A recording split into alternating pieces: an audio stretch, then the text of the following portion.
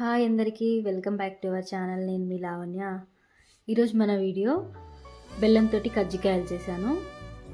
వీటిని అమ్మ వాళ్ళ సైడు గర్జెలు అంటారు, మా సైడ్ ఏమో కజ్జికాయలు అంటారు.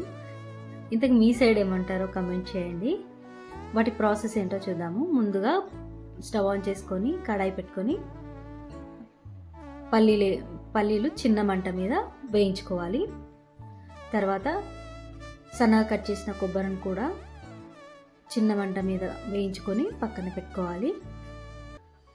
అలాగే ఒక 5-6 జీడిపప్పులు కూడా వేయించుకోవాలి. ఇది జస్ట్ ఫ్లేవర్ కోసం, టేస్ట్ కూడా చాలా బాగా వస్తుంది.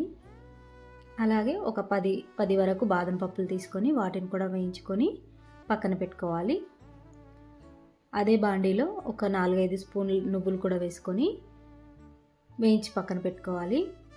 ఇవి మొత్తం చల్లారిన తర్వాత కొబ్బరిని మిక్సీ పట్టుకోవాలి. కొంచెం బరకగానే పట్టుకోవాలి, మరీ మెత్తగా ఏం అవసరం లేదు. దీన్ని పక్కకు తీసుకోవాలి. అందులోనే మనం వేయించుకున్న బాదాం, జీడిపప్పులు, పల్లీలు కూడా వేసుకోవాలి.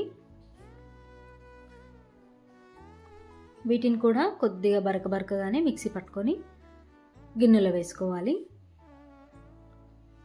మనం ఫ్రై చేసుకున్నాం కదా నువ్వులు, వాటిని కూడా వేసుకొని అన్నీ ఒకసారి కలగలుపుకోవాలి. వీటిని కలగలుపుకున్న తర్వాత మనం ఈ పొడి అనేది ఎంత క్వాంటిటీ ఉందో ఒక చిన్న బౌల్ తీసుకొని, మన ఇష్టం అండి, ఏ బౌల్ అయితే ఆ బౌల్ తీసుకొని కొలుచుకోవాలి. నాకు 3 కప్స్ దాకా అయ్యింది పొడి. మనం దీని కొలతను బట్టి బెల్లం తీసుకోవాలి. బెల్లాన్ని చిన్న చిన్న ముక్కలుగా కట్ చేసుకొని కొలత తీసుకుందాము. మీరు దీని ప్లేస్లో పొడి కూడా తీసుకోవచ్చు, బెల్లం పొడి కానీ షుగర్ కూడా తీసుకోవచ్చు. 3 కప్పుల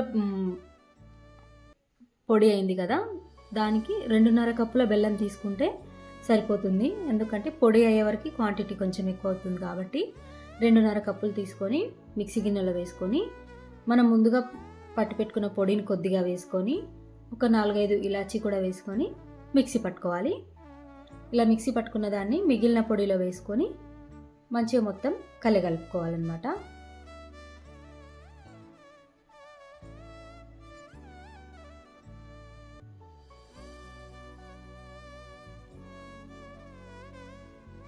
మీరు ఇందులో కావాలంటే పుట్నాలు కూడా వేసుకోవచ్చు. పుట్నాల పప్పు కూడా కొద్దిగా బరకగా మిక్సీ పట్టుకొని వేసుకోవచ్చు.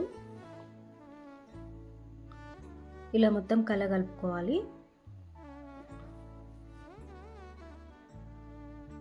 మనం ముందుగానే గోధుమ పిండిని తీసుకొని అందులో కొద్దిగా ఉప్పు వేసి నీళ్ళు వేసి చపాతీ పిండి కంటే కొంచెం గట్టిగా తడిపి ఒక గంట సేపు నానబెట్టుకోవాలి. తర్వాత దాన్ని చిన్న చిన్న ఉండలుగా చేసుకోవాలి. గట్టిగా ఉంటే పూరి అనేది కొంచెం పల్చగా వస్తుంది. అట్లా పల్చగా రావడం వల్ల కజ్జికాయ అనేది క్రిస్పీనెస్ వస్తుంది అన్నమాట. అదే మెత్తగా లావుగా చేసినాం అనుకోండి, కజ్జికాయ మెత్తగా అవుతుంది, తినడానికి కూడా అంత టేస్ట్ అనిపించదు. సన్నగా చేసుకుంటే క్రిస్పీగా వస్తుంది. ఇలా అన్ని పూరీలు చేసుకోవాలి. మనకి కజ్జికాయ ఏ సైజులో కావాలి అనుకుంటే పిండి ముద్దని అంత సైజులో తీసుకోవాలి.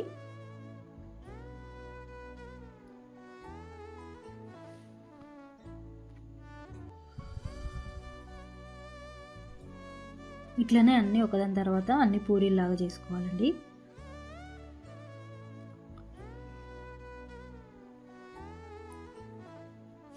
ఇలా చేసుకున్న తర్వాత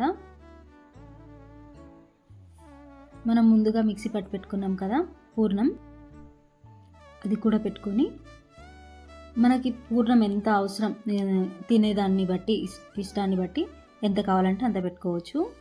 నేను 1 స్పూన్ మాత్రమే వేసిన. అలా వేసుకున్న తర్వాత పూరికి ఒక సైడ్ మొత్తం వాటర్ రుద్ది మనం ఫోల్డ్ చేసినాం అనుకోండి, అంత ఈజీగా బ్రేక్ అవ్వకుండా ఉంటుంది. తర్వాత ఎడ్జెస్ మొత్తం, కొనలు మొత్తం కట్ చేసుకొని పక్కన పెట్టుకోవాలి. ఇట్లనే అన్నీ చేసుకోవాలి.